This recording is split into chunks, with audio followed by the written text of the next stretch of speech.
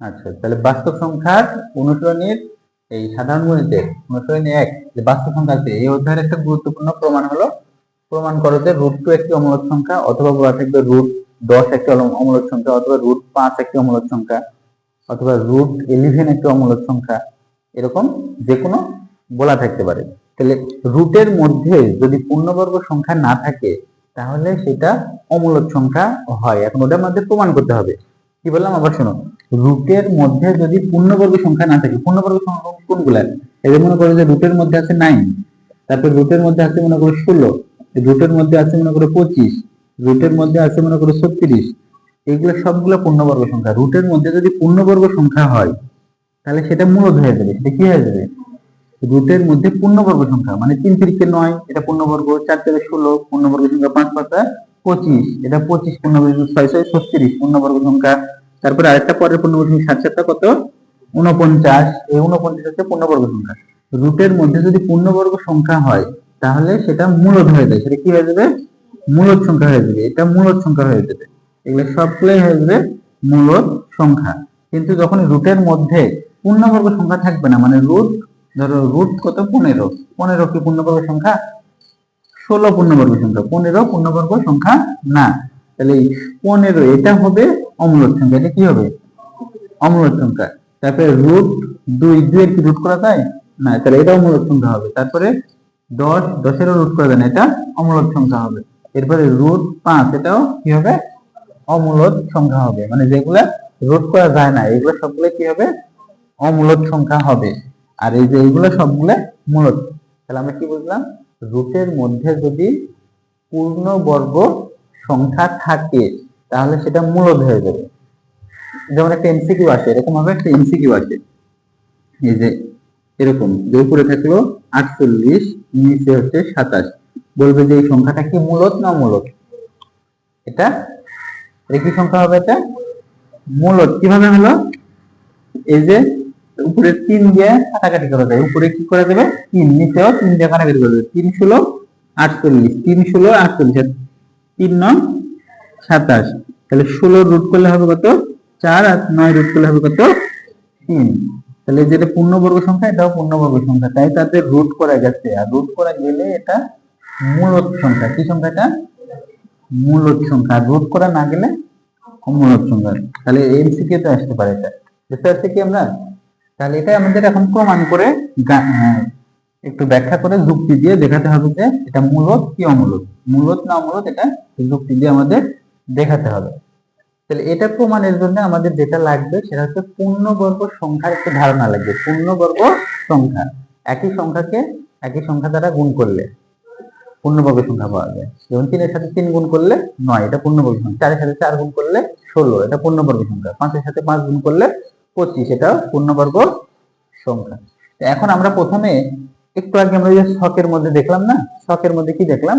যে সংখ্যাটা পূর্ণ সংখ্যা সেটা মূলদ, অথবা যে সংখ্যাটা ভগ্নাংশ সেটা মূলদ। আগে আমরা দেখবো যে এই সংখ্যাটা পূর্ণ সংখ্যা কিনা, এটা আগে আমরা দেখবো যে পূর্ণ সংখ্যা কিনা। এটা যদি পূর্ণ সংখ্যা হয় তাহলে তো মূলদ, আর যদি পূর্ণ সংখ্যা না হয় তাহলে আমরা দেখবো যে ভগ্নাংশ কিনা। যদি ভগ্নাংশও না হয়, পূর্ণ সংখ্যা হলো না ভগ্নাংশ হলো না, তাহলে সেটা কি হয়ে যাবে? অমূলদ হয়ে যাবে। তাহলে প্রথমে আগে আমরা চেক করে দেখবো যে পূর্ণ সংখ্যা কিনা। তাহলে পূর্ণ সংখ্যা এটা চেক করার জন্য আমাদের যে কাজটা করতে হবে সেটা একটু দেখো। আমরা প্রথমে এখানে লিখবো যে এখানে আমরা জানি যে 2 যে সংখ্যা, এই যে সংখ্যাটা থাকবে না, এই সংখ্যাটা আমরা লিখবো এখানে। এখানে রুটের মধ্যে যে সংখ্যাটা থাকবে, যেমন এটাতে তোমরা এটা নিচে লিখবে, আমি একটু বোঝানোর জন্য একসাথে লিখতেছি। এখানে এখানে মনে করো যে আছে কত? 10 আছে না? রুটের মধ্যে যেটা আছে ওটা লিখবো, ঠিক আছে? রুটের মধ্যে কত আছে? এখানে 10, 10 লিখলাম। এখানে রুটের মধ্যে কত আছে? 2, 2 লিখবো। 2 এর আগের পূর্ণবর্গ সংখ্যা কত বলো তো? 2 এর আগের পূর্ণবর্গ সংখ্যা হচ্ছে 1, তাহলে আমরা এখানে লিখবো কত? 1। আর 2 এর পরের পূর্ণবর্গ সংখ্যা কত? 4, তাহলে এখানে আমরা লিখবো কত? এই 4। এটাতে যেমন 10, 10 এর আগের পূর্ণবর্গ সংখ্যা কত? 9, 3 3 9, এই যেগুলো হচ্ছে পূর্ণবর্গ সংখ্যা। দেখো 1, এটা হচ্ছে 1 এর উপরে স্কয়ার করলে কত হয়? 1। 2 এর উপরে স্কয়ার করলে কত?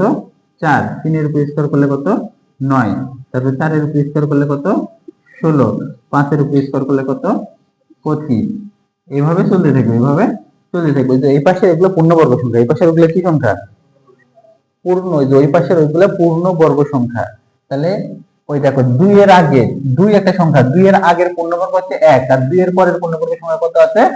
4 আছে। 2 এর থেকে বড় পূর্ণবর্গ সংখ্যা হচ্ছে 4, আর 2 এর থেকে ছোট পূর্ণবর্গ সংখ্যা হচ্ছে 1। তারপরে এইখানে দেখো 10 এর থেকে ছোট পূর্ণবর্গ সংখ্যা, এটি 10, 10, 10 এর থেকে ছোট বর্গ, 10 এর থেকে ছোট সংখ্যা কোনটা? 9। 10 এর আগের পূর্ণবর্গ সংখ্যা হচ্ছে 9, 10 এর আগের পূর্ণবর্গ সংখ্যাটা এইদিকে লিখবো। 10 এর আগের পূর্ণবর্গ সংখ্যা হচ্ছে 9, সেটা এইদিকে লিখলাম। আর 10 এর থেকে বড় পূর্ণবর্গ সংখ্যা কত আছে? 16 আছে। তাহলে 10 এর থেকে বড় পূর্ণবর্গ সংখ্যা যেটা, সেটা এখানে লিখলাম 16। মানে যে সংখ্যাটার মূলদ প্রমাণ করতে বলবে, সেই সংখ্যাটার থেকে ছোট যেটা পূর্ণবর্গ সংখ্যা সেটা আগে লিখবো, আর যেটা বড় পূর্ণবর্গ সংখ্যা সেটা পরে লিখবো। লেখার পরে এই লাইনের উভয় পাশে আমরা সবাই রুট দিব, সবাইকে কি দিব? রুট। তাহলে এখানে √2, এখানে হবে রুট কত? 4। তার মানে আমরা এখানে কি পাবো? √1 মানে কত? 1। √2 এর রুট হয় না, আর এখানে 4 এর রুট করলে কত হবে? 2 হবে। এখানেও তাই, এখানেও আমরা এখানে দিব √9, তারপরে √10, এরপরে রুট কত? 16। তাহলে 3 হয়ে যাবে 9 এর রুট, এখানে হয়ে যাবে কত? 4। বুঝতে পারলে কি? এখন এখানে ঘটনাটা দেখো, এখানে যেটা আসছে আবার ওইখানে যেটা আসছে সেটা একটু বিষয়টা খেয়াল করো। দেখো এখানে বলছে যে √2, √2 এর পরিচয়টা দেখো কি আসছে। √2 হচ্ছে 1 থেকে বড় আর 2 থেকে ছোট। 1 থেকে বড়, 2 থেকে ছোট। আচ্ছা, আমাদের পূর্ণ সংখ্যা কোনগুলো? 1, 2, 3, 4, 5, 6, 7 এভাবে ডট চলতে আসে না? এটা কি পূর্ণ সংখ্যা? এগুলো হচ্ছে ধনাত্মক পূর্ণ সংখ্যা, এগুলো ধনাত্মক পূর্ণ সংখ্যা। তাহলে দেখো 1 এর পরে আর পূর্ণবর্গ সংখ্যা কত? 2। 1 আর 2 এর মাঝের কোনো পূর্ণবর্গ সংখ্যা আছে? এখানে কি আসছে? √2 হচ্ছে 1 থেকে বড় আর 2 থেকে ছোট। 1 থেকে বড়, 2 থেকে ছোট কোনো পূর্ণ সংখ্যা আছে কোনো? 1 থেকে 1 এর পরের পূর্ণ সংখ্যাই তো 2। 1 এর থেকে বড় আর 2 এর থেকে ছোট তো কোনো পূর্ণ সংখ্যা নাই। তার মানে √2 এখানে আমরা দেখতে পাচ্ছি যে 1 থেকে বড় আর 2 থেকে, তার মানে √2 যে পূর্ণ সংখ্যা না, এটা তো আমরা বুঝে গেলাম এখানে। এখানটাতেও দেখো 3 এর থেকে বড়, 4 এর থেকে ছোট। তাহলে √10 এটা হচ্ছে 3 থেকে বড় আর 4 থেকে, 3 এর থেকে বড় আর 4 এর থেকে ছোট কোনো সংখ্যা আছে কি? মাঝখানে কোনো সংখ্যা আছে? 3 এর পরের সংখ্যা হচ্ছে 4, আর 4 এর থেকে ছোট সংখ্যা হচ্ছে 3। 3 থেকে বড় আর 4 থেকে ছোট তো কোনো পূর্ণ সংখ্যা নাই। তার মানে √10ও কি না? পূর্ণ সংখ্যা না। তাহলে আমরা এখানে লিখবো যে অতএব √2 একটি পূর্ণ সংখ্যা নয়।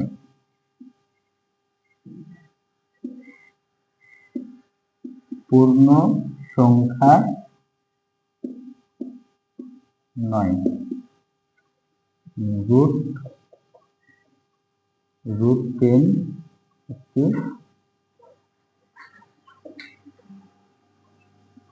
পূর্ণ সংখ্যা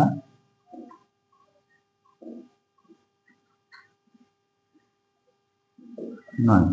তাহলে এটা পূর্ণ সংখ্যা হলো না। এখন কি করা লাগবে? পূর্ণ সংখ্যা হলো না, তার মানে আমরা অর্ধেক বুঝলাম যে এটা মূলদ নয়। এখন আমরা দেখবো যে এটা ভগ্নাংশ সংখ্যা কিনা। কি দেখবো আমরা? ভগ্নাংশ সংখ্যা কিনা। তাহলে ভগ্নাংশ দেখার জন্য এটা আমাদের একটু রিভার্স দেখতে হবে, মানে রিভার্স শর্ত প্রয়োগ করতে হবে, মানে একটু বিপরীত, মানে উল্টা টাইপের একটি শর্ত বা যুক্তি প্রমাণ করবো আমরা। যে আমরা ঠিক আছে ধরে নিয়েছি, আমরা দেখি যে শর্ত পালন করে কিনা, মানে শর্ত যে দেখবো আমরা দেখবো যে ধরে নিব যে এটা একটা মূলদ সংখ্যা। মূলদ সংখ্যা হলে তাকে p/q আকারে লেখা যাবে। মূলদ সংখ্যা হলে কি আকারে লেখা যাবে? p/q আকারে লেখা যাবে, মানে ভগ্নাংশ আকারে লেখা যাবে। যদি ভগ্নাংশের শর্ত পালন করে, p/q আকারে শর্ত পালন করে, তাহলে ওটা ঘটনা হবে সত্য, আর যদি না করে তাহলে ঘটনা সত্য হবে না। হ্যাঁ সাদিয়া, আগে বুঝো পরে তো লোক, তুমি কথা না শুনে ওটা আগে উঠে শিখাও, এটা উঠানোর সময় পাবে তো। আগে কথা শুনো, কথা না শুনলে তো বুঝবে না, কথা মনোযোগ সহকারে শোনা লাগবে। তাহলে এখানে লিখবো যে ধরে নিচ্ছি আমরা √2 মূলদ সংখ্যা, মূলদ কথা শোনায় মেন, লেখা মেন না, না লিখলেও কোনো সমস্যা নেই, বাসায় যা লিখতে পারবে, গাইডে লেখা আছে, বই লেখা আছে, কত জায়গায় লেখা আছে, কোথা আগে ভালো করে মনোযোগ দিয়ে শোনো। আচ্ছা ধরে নিলাম, ধরি √2 মূলদ সংখ্যা, √2 কি সংখ্যা? মূলদ সংখ্যাটা আমরা ধরে নিলাম। তাহলে যদি √2 মূলদ সংখ্যা হয় তাহলে আমরা লিখতে পারবো, তাহলে আমরা এই √2 সমান লিখতে পারবো p/q। কি লিখতে পারবো? p/q। এর সাথে এখানে সাইডে লিখবো যে যেখানে যেখানে p ও q পরস্পর সহমৌলিক,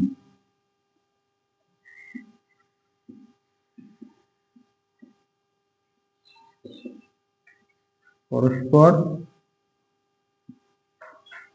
সহমৌলিক,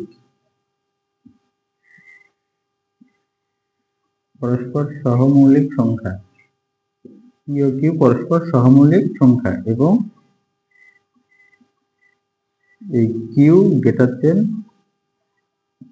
1, মানে নিচে যে q আছে এই q গ্রেটার দেন 1 হবে। এখানে একটা আরেকটা কথা শোনো, এই যে p ও q মানে এই যে উপরের এই সংখ্যা নিচের এই সংখ্যা, এই দুটো পরস্পর সহমৌলিক। সহমৌলিক জিনিসটা কি? সহমৌলিক মনে করো যে এখানে 8 আর এখানে কত আছে 15, এই দেখাও 8 আর 15, এই 8 আর 15 কে কোন সংখ্যা দিয়ে একই সংখ্যা দিয়ে ভাগ করা যায়? যেমন এখানে মনে করো যে আছে, মনে করো যে 18 আর মনে করো যে 12, এটাকেও 3 দিয়ে ভাগ করা যাবে, এটাকেও 3 দিয়ে ভাগ করা যাবে, তারপর এটাকে 6 দিয়ে ভাগ করা যাবে, এটাকেও, মানে দুইটা সংখ্যাকে একটা সংখ্যা দ্বারা ভাগ করা যায়, এটাকেও 3 দিয়ে, এটাকেও 3 দিয়ে। মানে একই সংখ্যা দিয়ে যদি দুইজনকে বা দুই বা ততোধিক সংখ্যাকে ভাগ করা যায় তাহলে ওরা সহমৌলিক হবে না, সহমৌলিক না এরা। এই দুটো সংখ্যাকে কোন সংখ্যা এক ছাড়া আর কোন সংখ্যা দিয়ে ভাগ করা যায়? 1 2 দিয়ে যাবে, 1 যাবে, 1 3 দিয়ে যাবে, 1 যাবে, এক বাদে, এক বাদে যদি কোন সংখ্যা দিয়ে ভাগ করা না যায়, কতগুলো সংখ্যা, দুই বা ততোধিক সংখ্যাকে এক বাদে অন্য কোন সংখ্যা দিয়ে যদি নিঃশেষে বিভাজ্য করা না যায়, অর্থাৎ সাধারণ গুণনীয়ক না থাকে, দুই বা ততোধিক সংখ্যার যদি কি না থাকে, সাধারণ গুণনীয়ক না থাকে, তাহলে তারা সহমৌলিক সংখ্যা। তারা কি সংখ্যা?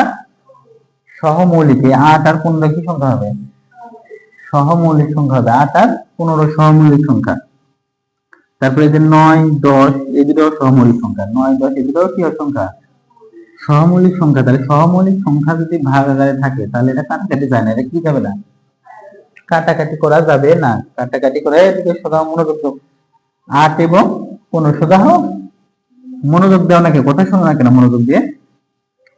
তাহলে এই সহমৌলিক সংখ্যা কোনগুলো? যেগুলোর মধ্যে কাটাকাটি যাবে না, যেগুলোর মধ্যে কি যাবে না, কাটাকাটি করা যাবে না, মানে ভাগ করা যাবে না, এগুলো হচ্ছে সহমৌলিক সংখ্যা। তাহলে এখানে পি আর কিউ এর মধ্যে কাটাকাটি যাবে?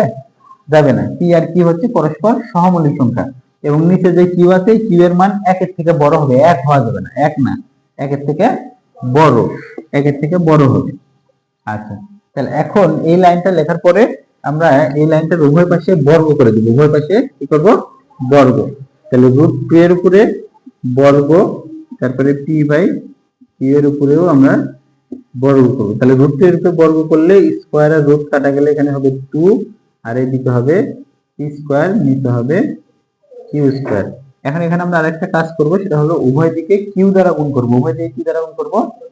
q। তাহলে এখানে হবে 2q আর এইদিকে হবে p স্কয়ার, উপরে থাকবে, নিচে শুধু q থাকবে, নিচে শুধু কি থাকবে? q থাকবে। আচ্ছা, এখন এখানে যে ফরম্যাটটা আসছে এই ফরম্যাটের এই পাশে দেখো 2 একটা পূর্ণ সংখ্যা, q একটা পূর্ণ সংখ্যা, তাহলে এই দুটো গুণ করলে কি হবে? পূর্ণ সংখ্যায় হবে।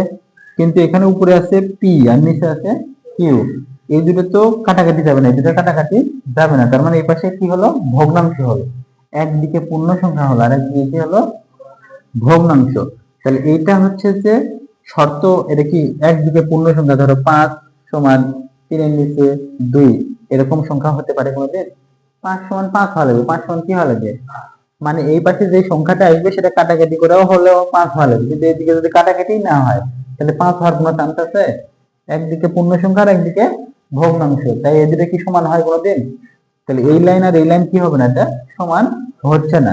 তাহলে এই লাইনে যদি সমান না হয় তাহলে এই লাইনও হবে না, এই লাইনও হবে না, না হলে এই লাইনও সমান হবে না। তার মানে এই লাইন সমান না হওয়ার অর্থ কি, √2 p/q আকারে লেখা যাবে না।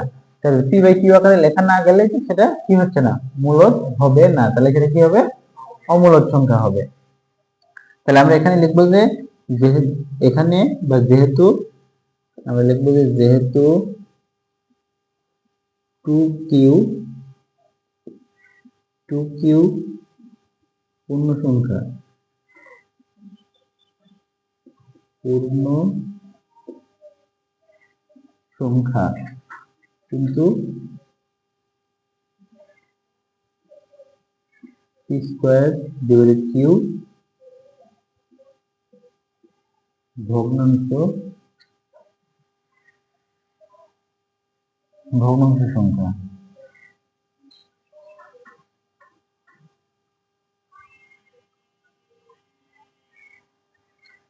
তাহলে অতএব আমরা বলতে পারি অতএব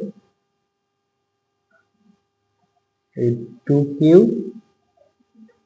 নট ইকুয়াল p²/q, অর্থাৎ √2 নট ইকুয়াল p/q। তোমরা এদিকে দেখো, এই এতটুকু লেখার পরে এর নিচে লিখবে, আমি এই পাশে লিখেছি, তোমরা নিচে লিখবে। অতএব √2 একটি অমূলদ সংখ্যা, √2 একটি অমূলদ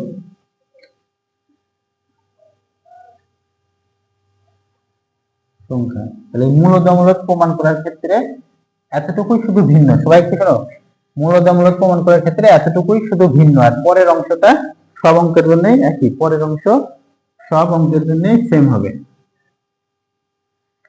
তাহলে এটার ক্ষেত্রেও আমরা দেখো, এটার ক্ষেত্রেও আমরা লিখবো যে ধরি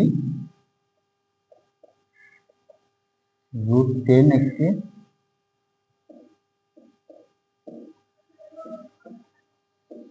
মূলদ সংখ্যা।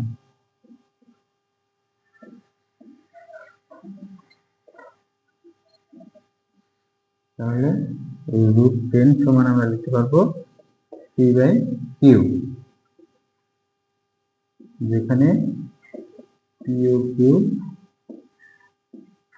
পরস্পর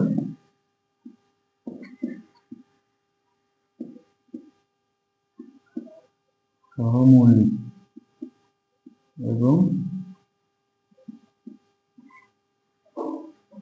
q > 1।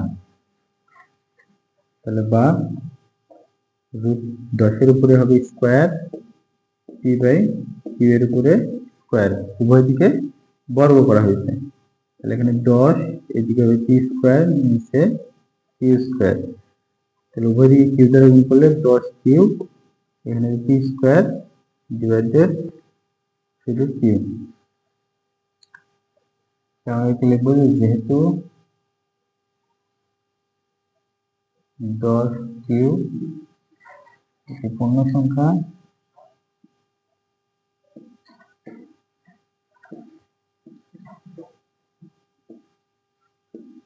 কিন্তু p²/q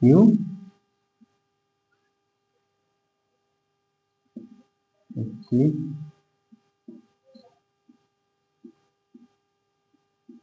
ভগ্নাংশ। অতএব এই 10q নট ইকুয়াল p²/q, বা অর্থাৎ √10 নট ইকুয়াল p/q। অতএব √10 একটি